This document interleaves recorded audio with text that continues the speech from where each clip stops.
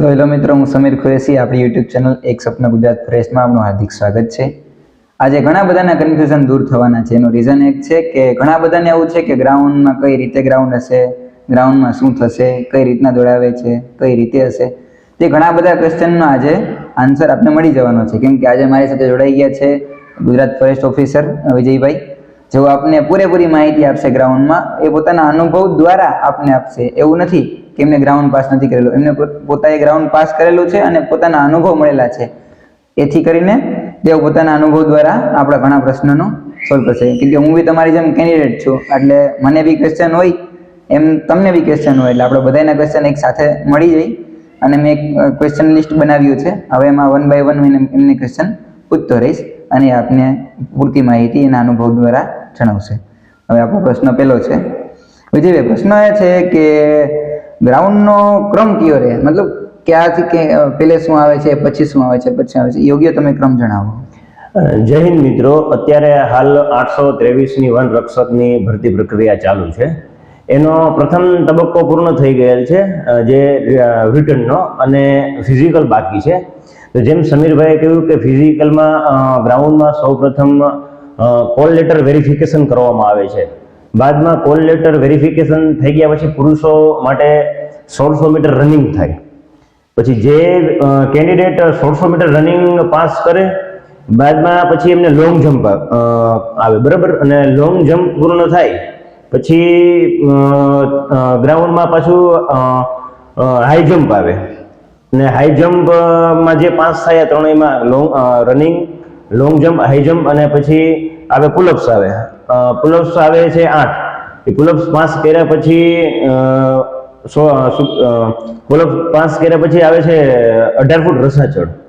અને આ બધો ગ્રાઉન્ડનો તબક્કો પૂર્ણ થઈ ગયા પછી ગ્રાઉન્ડ પર જ કેન્ડિડેટ્સના ડોક્યુમેન્ટ વેરિફિકેશન કરવામાં આવે છે. સમીરભાઈ.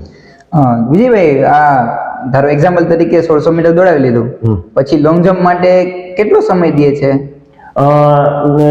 વિધિન 10 થી 15 મિનિટના સમયગાળામાં આખું જે 1600 મીટરમાં જે કેન્ડિડેટ પાસ થયા હોય છે એમનું જે શું કહેવાય બધી પ્રક્રિયા પૂર્ણ કરી બાદમાં એ લોકોને લોંગ જમ્પ માટે લઈ જાય છે ત્યાંથી ગ્રાઉન્ડ. મતલબ 15 થી 15 મિનિટ જેટલો સમય આપે છે દરેક તબક્કાથી, ગ્રાઉન્ડ રનિંગ થી લોંગ જમ્પ થી હાઈ જમ્પ થી રસાય રીતના.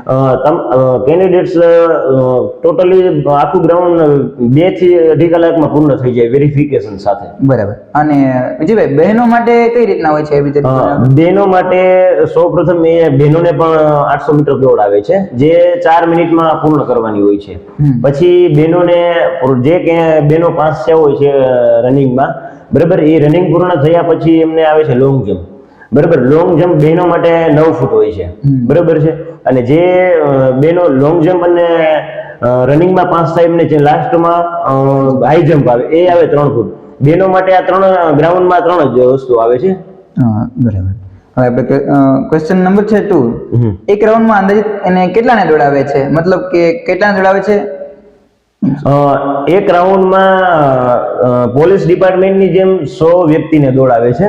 અને પોલીસ ડિપાર્ટમેન્ટની જેમ શું કહેવાય ચેસ્ટ નંબર આપે છે. અને પછી જે ચેસ્ટ નંબર હોય છે ત્યાં ચિપ્સ લગાવેલી હોય છે, બરાબર છે. નહીં કે આર્મીની જેમ, કારણ કે મારા તો અનુભવ જાજો છે ગ્રાઉન્ડ બાબતે, નહીં કે આર્મીની જેમ એક સાથે બધાને દોડાવે છે એવી રીતે ના હોય. ચીપ બાંધે છે. ચિપ્સ હોય એટલે દરેક વ્યક્તિને સિંગલ મોકલે, સિંગલ મોકલે, જેથી કરીને એક પર વ્યક્તિનો ઓની ચીપ મુજબ ટાઈમ માપવાનો રહે છે. એ તમારું જે ગ્રાઉન્ડ સ્ટાર્ટ થાય ત્યાં આખું ચિપ્સ નું જે આખું લગાડેલું હોય, સ્કેનર મૂકેલું, તમે જે એ પટ્ટાને ક્રોસ કરી જાઓ પછી જ છે ને તમારો ટાઈમ સ્ટાર્ટ થાય. અને ગ્રાઉન્ડ વખતે વોચ પણ ત્યાં રાખવામાં આવે છે સાઈડમાં. એટલે આપણું ધ્યાન પણ કેન્ડિડેટનું ધ્યાન. બરાબર છે. ક્વેશ્ચન નંબર છે 3. એક રાઉન્ડમાં અંદાજિત પાસ થનારાની સંખ્યા કેટલી હશે વિજયભાઈ? જો ગ્રાઉન્ડ થોડુંક વધારે હાર્ડ છે, એટલે આપણે કહી શકીએ તો 5 થી 10% કેન્ડિડેટ પાસ થવાની શક્યતા છે ઓલ ઓવર ગ્રાઉન્ડ પૂર્ણ કરતા. દાખલા તરીકે ભાઈ 100 કેન્ડિડેટ્સને 1600 મીટર ગ્રાઉન્ડ કરાવ્યું, બરાબર છે. તો એમાંથી 1600 મીટરમાં વિધિન તમને કહું તો 8 થી 10 વ્યક્તિ 1600 મીટરમાં પાસ થાય. પછી એથી થોડુંક હાર્ડ પડે લોંગ જમ્પ. એ 8 કેન્ડિડેટ જે પાસ થયા હોય કે 10 કેન્ડિડેટ જે પાસ થયા હોય એમાંથી 2-3 વ્યક્તિ લોંગ જમ્પ કરી શકતા નથી. બરાબર. બાકી પાછળનો તબક્કો ઈઝી છે, એમાં બહુ હાર્ડ નથી પડતું, પણ મેન 1600 મીટર ને લોંગ જમ્પમાં વધારે કેન્ડિડેટ્સને પ્રોબ્લેમ પડે છે. બરાબર છે. અને પ્રશ્ન નંબર 4, કેમાં વધારે લોકો ફેલ થાય છે? સૌથી વધારે વાત કરીએ તો 1600 મીટરમાં સૌથી વધારે ફેલ થવાનો રેશિયો જાજો છે, કારણ કે 1600 મીટર રનિંગ થોડુંક હાર્ડ પડે છે. અને મોસ્ટ ઓફ તમને કહું તો મેં હમણાં તમને જેમ વાત કરી આગળના પ્રશ્નમાં કે 10% કેન્ડિડેટ 5 થી 10% કેન્ડિડેટ પાસ થાય એટલે ફેલ થવાનો રેશિયો 90 થી 95% જેવો રહે. બરાબર છે. અને હા, હવે ક્વેશ્ચન નંબર છે 5 કે ગ્રાઉન્ડમાં લોકો કઈ ભૂલ વધારે કરે છે જેના કારણે એને ફેલ થવાના ચાન્સીસ વધી જાય? જો એમાં કેવું છે, અત્યારે વિદ્યાર્થી મિત્રો શું બધા રાહ જોતા હોય રિઝલ્ટની, બરાબર. અત્યારે પ્રેક્ટિસ અત્યારથી ચાલુ કરી દેવી પડે. જે વ્યક્તિ પ્રેક્ટિસ કરશે એની કીધે 1600 મીટર રનિંગ પાસ થઈ જશે એવું નથી કે ના થાય, પણ મેઇન વસ્તુ પ્રેક્ટિસ માંગી લે છે. મેઇન જો રનિંગમાં મેઇન વસ્તુ પ્રેક્ટિસ માંગી લે છે. અને રનિંગમાં શું કે અમુક વ્યક્તિ જે બિન અનુભવી હોય છે, અમુક એમ છે કે હું ફટાફટ પૂરું કરી લઉં એટલે પ્રથમ રાઉન્ડ છે ને ફાસ્ટ મારી દે, પછી પાછળથી સ્ટેમિના હોય નહીં એટલે પછી પાછળ દોડી શકતા નથી અથવા ટાઈમિંગમાં પૂરું કરી શકતા નથી. અને પછી લોંગ જમ્પમાં કેન્ડિડેટ્સ ભૂલ કરે છે ફાઉલની, કારણ કે કૂદાઈ જતું હોય પણ મેઇન શું ફાઉલ થવાથી શું કહેવાય ફેલ થાય છે. અને બીજું પ્લસ એ કે લોંગ જમ્પમાં, હાઈ જમ્પમાં અને રસામાં આમાં ત્રણેયમાં કેટલા ચાન્સ આપે છે? જો લોંગ જમ્પમાં તમારો ક્વેશ્ચન બહુ સારો છે, કારણ કે અમુકને ખ્યાલ નથી હોતો, બરાબર. અમુકને ખ્યાલ હોય છે કે લોંગ જમ્પમાં અને હાઈ જમ્પમાં 3 ટ્રાય હોય છે, પણ લોંગ જમ્પ, હાઈ જમ્પ અને રસાચળમાં પણ 3 ટ્રાય હોય છે. પણ રસાચળ વસ્તુ એવી છે સમીરભાઈ કે જે વ્યક્તિથી, જે કેન્ડિડેટથી પહેલી વખતે ચડાઈ ગયો, બરાબર, તો એ થઈ ગયું. બાકી પાછળ કારણ કે પ્રેક્ટિસ હોય તો વાત અલગ છે, પ્રેક્ટિસ હોય તો વાત અલગ છે, તો ચડી જ જવાના છે. પણ બિન પ્રેક્ટિસ જેનો અનુભવ ના હોય એ વ્યક્તિ ફેલ થાય રસામાં થઈ શકે છે. ટૂંકમાં એકવાર ચડાઈ જાય તો ચડાઈ જાય, પછી તમારી સ્ટ્રેન્થ પૂરી થઈ જાય, પછી બીજી વાર તમે ચડી શકતા નથી. અને ઘણા લોકોને પ્રશ્ન એ છે કે વિજયભાઈ પગ એમ કે છે કે રસામાં પગ અડાડવા દે છે કે નથી અડાડવા દેતા, એ બાબતે તમે ક્લિયર કરી નાખો. જો છે નિયમ મુજબ હે ને રસામાં પગ નથી અડાડવા દેતા, બરોબર છે, કારણ કે એમાં જે એના ભરતી પ્રક્રિયાના નિયમ છે એ મુજબ શું કહે ખાલી હાથેથી જ રસો આપણે ચડવાનો હોય છે. બરાબર છે. પ્રશ્ન નંબર છે વિજયભાઈ 6 કે તમારા અનુભવો મુજબ હાલની પ્રેક્ટિસ કરે છે જો કેન્ડિડેટ જો અત્યારે પ્રેક્ટિસ કરે છે તો એને ગ્રાઉન્ડમાં કઈ કઈ બાબતોનું ધ્યાન રાખવું જોઈએ જેથી કરીને એને એક્ઝામ સમયે પોતે એ ગ્રાઉન્ડ ક્લિયરલી કરી શકે, આરામથી કરી શકે? હાલની જો મારા અનુભવ પ્રમાણે વાત કરું તો અત્યારે છે ને ગ્રાઉન્ડમાં બધા વિદ્યાર્થી મિત્રો પ્રેક્ટિસ કરતા હોય છે. મેઇન ઇન્જર્ડ થવાના બહુ સમીરભાઈ ચાન્સીસ વધારે રહે છે. એનું કારણ છે કે બધા એકારે રનિંગ કરે, પછી લોંગ જમ્પ કરે, હાઈ જમ્પ કરે, બરાબર. તમારે પહેલે સૌપ્રથમ પ્રેક્ટિસ રનિંગની કરવાની, કારણ કે તમારાથી રનિંગ થશે તો તમે લોંગ જમ્પ કરશો અને હાઈ જમ્પ કરશો. જો તમારે રનિંગ પૂરું થઈ જાય, બરાબર, હવે હું કહું કે તમારી કીધે રનિંગ પૂરું નથી થતું અને તમે પ્રેક્ટિસ કરો છો, બરાબર, કે લોંગ જમ્પ, હાઈ જમ્પની, તો ઇન્જર્ડ થવાના ચાન્સીસ છે, તો તમારું 1600 મીટર તમારાથી ગ્રાઉન્ડ ના થાય. એટલે મારી વિદ્યાર્થી મિત્રોને સલાહ એ છે કે પહેલે 1600 મીટર રનિંગ પૂર્ણ કરે, પછી લોંગ જમ્પ, હાઈ જમ્પની પ્રેક્ટિસ કરે. હા, કે જો તમારે પ્રેક્ટિસ કરવી હોય તો ખાલી લોંગ જમ્પમાં ફાઉલ નહીં કરો, જેથી કરીને તમારે ઇન્જર્ડ થવાના ચાન્સીસ ઓછા રહે. અને વિજયભાઈ પ્રશ્ન નંબર આપણો 7મો છે. ઘણા લોકો હાલ તૈયારી કરે છે ને જેનાથી નથી થતું, એ બહુ નિરાશ થઈ જાય છે અને ડિમોટિવ થઈ જાય છે, તો એને તમારા અનુભવ મુજબ તમે એને માહિતી આપો કે કઈ રીતના આપણે પ્રેક્ટિસ દરમિયાન આપણો હોસલો બુલંદ રાખી શકીએ અને એકદમ ખૂબ જ પ્રેક્ટિસ સારી રીતે કરી શકીએ, તે બાબતે તમે તમારું. જો અત્યારે હું તમને શું કહું કે જો તમારું બી પોઝિટિવ થિંકિંગ રાખવાના.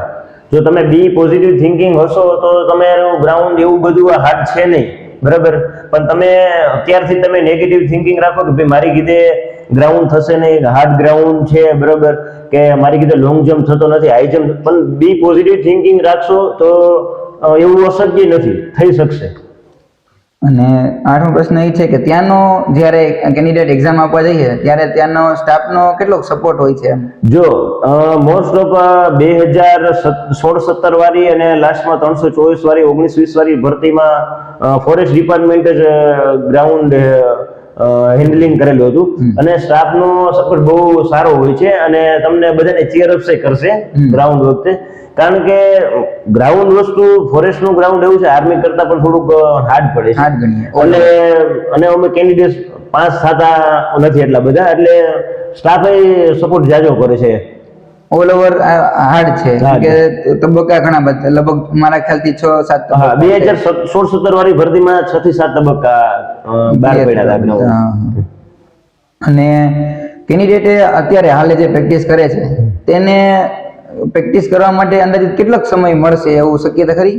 જો મારા અનુભવ પ્રમાણે અને મારા એનાલિસિસ પ્રમાણે 2016-17 ની ભરતી અને 2019-20 વાળી ભરતીમાં, અને હું તમને ગ્રાઉન્ડ ઓલ ઓવરમાં, કારણ કે મેં જેટલા ગ્રાઉન્ડ પાસ કર્યા એના અનુભવ પ્રમાણે કહું તો તમારે છે ને 2 મહિનાથી 2.5 મહિના જેવો સમય આપી શકે મિનિમમ, બરાબર. અને તમારા જો પ્રેક્ટિસ માટે 2 થી 2.5 મહિના ઇનફ છે જો તમે ડેઈલી રૂટીન ગ્રાઉન્ડની પ્રેક્ટિસ કરો તો. અને હાલ કેન્ડિડેટે પ્રેક્ટિસ દરમિયાન ડાયટ ઉપર કેટલું ધ્યાન રાખવું જોઈએ, એક બી તમે જણાવી દેજો.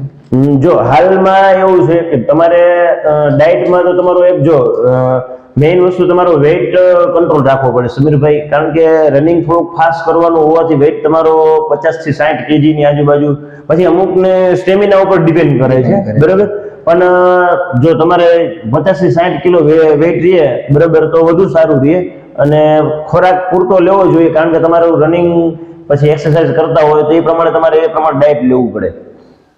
મિત્રો, આ રીતે આપણા ઘણા ખરા ક્વેશ્ચનનો વિજયભાઈ આપને બહુ ખૂબ જ સંતોષપૂર્વક જવાબ આપ્યા અને આપણે આશા રાખીએ કે આપણે ઘણું બધું સમજી ગયા હોય અને આપણે ઓલ ઓવર ક્વેશ્ચન મેં લઈ લીધા છે, કેમ કે હું તમારી જેમ કેન્ડિડેટ છું, એટલે મેં મારું અને પ્લસ તમારું આ બધાનું થિંક ભેગું કરી અને વિજયભાઈને આપણે આજે ઘણા બધા ક્વેશ્ચન પૂછ્યા અને આપણે ખૂબ જ સારો એવો આન્સર આપ્યો અને પોતાના અનુભવ મુજબ એને ક્લિયરલી જણાવ્યું કે આ વસ્તુ કરવી જોઈએ, આ વસ્તુ આપણે ન કરવી જોઈએ, કઈ વાત ગ્રાઉન્ડમાં સ્ટેપ ટુ સ્ટેપ ગ્રાઉન્ડમાં કયા સ્ટેપે કયું આવશે અને કેટલો બ્રેક મળે એ બી આપણે ક્લિયર કરી દીધું. અને બહેનોના ગ્રાઉન્ડની બી ઘણી ચર્ચા કરી, કેમ કે બહેનોની ગ્રાઉન્ડની ચર્ચા વિજયભાઈએ ખૂબ સારી રીતે આપને આપી, તો આપણે એનો દિલથી આભાર માનીએ છીએ અને વિજયભાઈ ખૂબ જ પોતાની જિંદગીમાં તરક્કી કરે એ બદલ આપણે એને શુભેચ્છા પાઠવીએ છીએ. જય મિત્રો, ધન્યવાદ.